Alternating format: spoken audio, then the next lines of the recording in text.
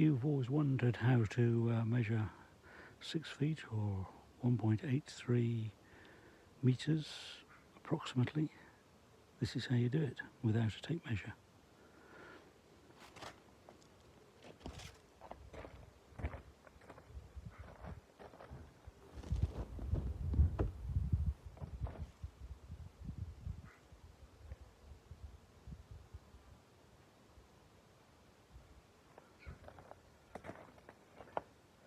So I'm only 5'10" tall, so I can't quite reach, but if I was 6 foot tall, my arms from tip of one hand to the tip of the other stretched out should be about 6 foot, 1.83 meters.